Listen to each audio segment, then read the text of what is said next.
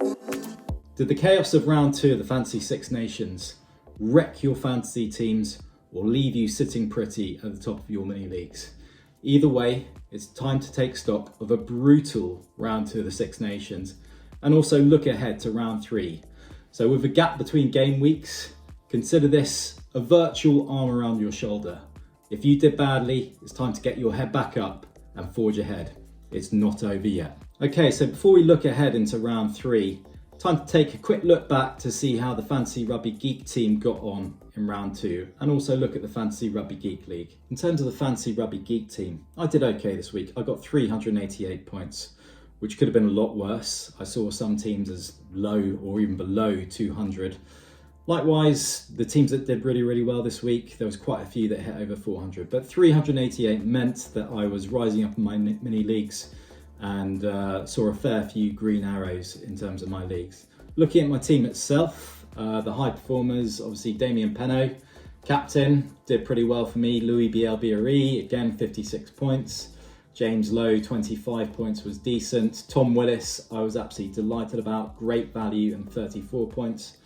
Morgan, 23 points, solid. Aldrich, 27 points, solid. Likewise, Tag Byrne, 25 points. Freddie Thomas, what might have been if he'd managed to get that try not chalked off. It was a double movement, so it was a fair decision, but still, what might have been. A bit disappointing was my super sub, Dan Sheehan. I was mulling over Jack Conan as an option. He got 90 points in the end. And in fact, this is what I said in my video last week.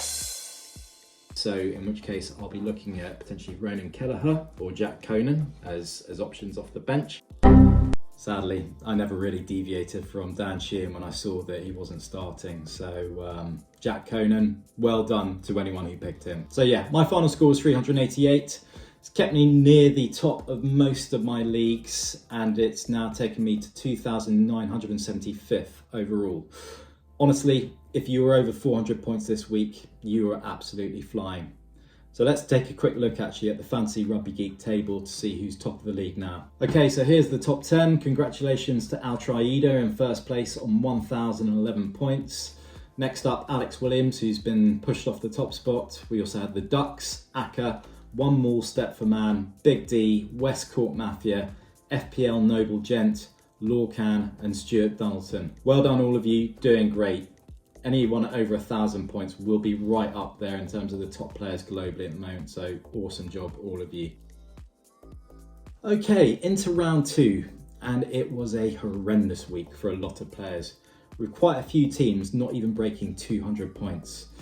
Many heavily backed players delivered disappointingly low scores. If we consider amongst the low scorers were some of the most popular selections of the game week. So Jamison Gibson Park, 9 points. Bundy Aki, 6 points. Ronan Kelleher, 8 points. Will Rowlands, 8 points. Monty Ioane, 8 points. Tommaso Menoncello, 8 points. Finn Russell, 1 point. Darcy Graham, 6 points. Juan Ignacio Brex, 5 points. An absolute shocker for a lot of big names there. And you know, many of them were unfortunate. You look at Finn Russell and Darcy Graham, really horrible, unfortunate injury. They had to come off the field, rightly so. And you know, that's just unlucky if you selected them as your fantasy options. Ioane, Brex and Menoncello were also really popular captain picks. In general, round 2 felt like a real anomaly, with players who've consistently delivered fantasy points in the past suddenly stopped delivering the points. So for those of you who are new to fantasy rugby, this may feel a bit like the end of the world, but it happens more often than you think in fantasy sport.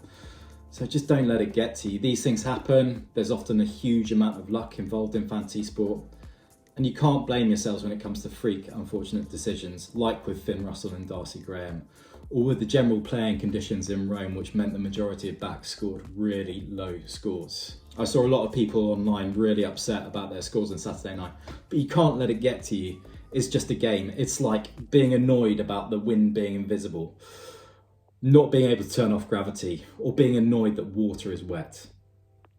Just don't sweat it. Trust me, there will be good weeks, there'll be bad weeks, and if you study the stats and look to the consistent performers, you'll definitely have more good weeks than bad weeks. In situations like this, it's best not to have a knee-jerk reaction, and instead monitor the form and dip back in when you're ready.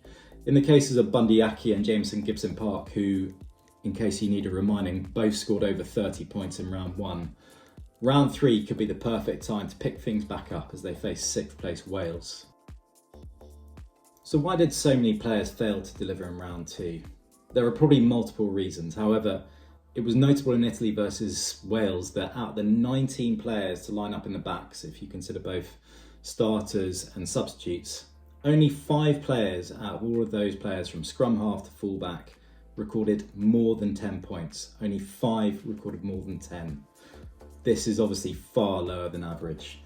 One aspect that could well have contributed to this was the atrocious weather conditions, which obviously did not lend itself to running rugby and back play. And with the rain in Rome relentlessly pouring down, this was always going to be a game that was going to be played at close quarters. And the backs were really impacted during the game. With this in mind, and this isn't a joke, it's well worth checking the local weather forecast before the game.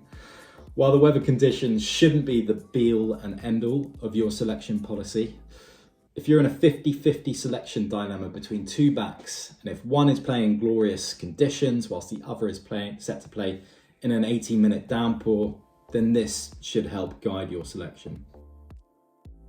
So despite the low scores and many of the big guns, there was still plenty of high scorers to note. Topping the list was the hard-carrying Italy number 8, Lorenzo Cannone. Cannone delivered a huge 67-point haul courtesy of 104 metres carried, 7 defenders beaten, 17 tackles, 2 breakdown steals, and to top it off, he was awarded the Player of the Match award. Now, this is now the 2nd round in a row that the player lining up against Wales in the number 8 position was the highest scoring player in the game.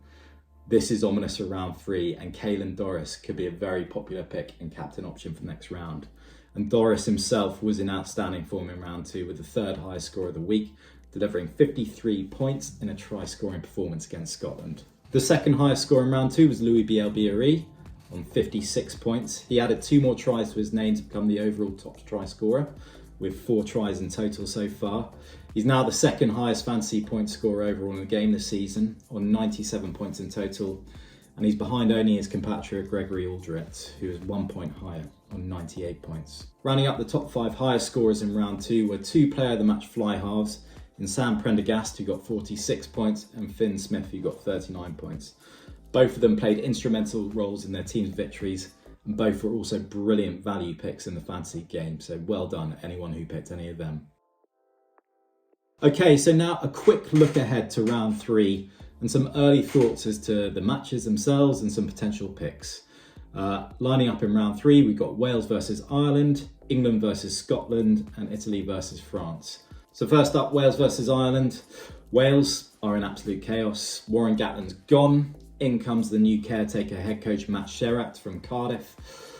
From the Welsh players, beyond Jack Morgan as the obvious choice, you've got a lot of those players who are putting in the tackles, which will be a lot against Ireland, including Freddie Thomas, Will Rowlands, Dafford Jenkins, Talupe Falatau and Aaron Wainwright. All forwards, honestly, I'm not looking at any of their backs really as an option. I gave Ben Thomas a try this week and it didn't work out. So yeah, I'm just going to be looking at their forwards. For Ireland, on the other hand, just load up. As I mentioned earlier, number 8s in particular have scored really, really well against Wales. They've absolutely feasted against them, so Caelan Doris should be the first name in your team sheet. Sam Prendergast remains amazing value and will be great for kicking points. And he'll get plenty of kicks against Wales, no doubt. James Lowe, Josh van der Fleer, Bundy Aki, Dan Sheehan, Tag Byrne, Ronan Kelleher, Jack Conan if he starts, or even as a super sub, are all great options and worth a shout. Watch out though, it may be that Ireland see this as a game to rest a few players and blood some new players coming in. So keep an eye on that team sheet. It could also mean that some great value options coming in, so keep an eye out. England versus Scotland, a fixture that's been a really painful experience for me in recent years.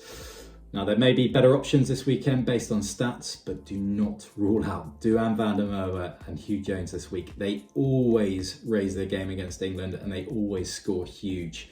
Van der Merwe in particular has been a thorn in England's side for way too long. If you don't have him, and he has another worldy performance this weekend, don't say I didn't warn you.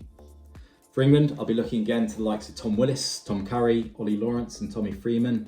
It may also be worth monitoring as well who will be taking kicking duty if Borthwick goes again with both Marcus Smith and Finn Smith in the 15, especially after Finn Smith took over after Marcus's misses against France. It's going to be interesting to see, so again, wait for those lineups and keep an eye out for the selection policy of Borthwick. Finally, Italy and France. This is now a must-win game for France after their performance against England last week. You can expect them to come out flying and make up for what was an uncharacteristically error-strewn performance against England last week. Penaud, Louis Bielbiarri, they've got to be chosen. They've got to be selected for your fantasy team. They're just playing a different game to everyone else. They're setting each other up for tries. Penaud could have had loads more. His handling was way off on Saturday, and yet he still scored 37 points. I can see him having a monster game against Italy. Elsewhere, Ramos is ever reliable. Dupont will be looking to forget his Twickenham experience, and Aldrit remains ever reliable. For Italy, you can't really look past their back row, Sebastian Negri, Michele Lamoureux and Lorenzo Cannoni. So again, good options there, but with Italy, I again will be focusing mainly on the forwards rather than the backs. So some early thoughts there, that's it. If you're still licking your wounds from last week, it's time to get your chin up and get back into the saddle for next week. Before the round 3 matches, we've got the 2025 Super Rugby season kicking off on Friday. So head over to fantasyrugbygeek.com to see my round 1 picks and sign up to the Super Rugby fantasy games, including the brand new official game, which is now live. So that's it for now. I'll be back next Friday for the round 3 analysis. Let's hope that round 3 brings more points and fewer regrets. See you next week.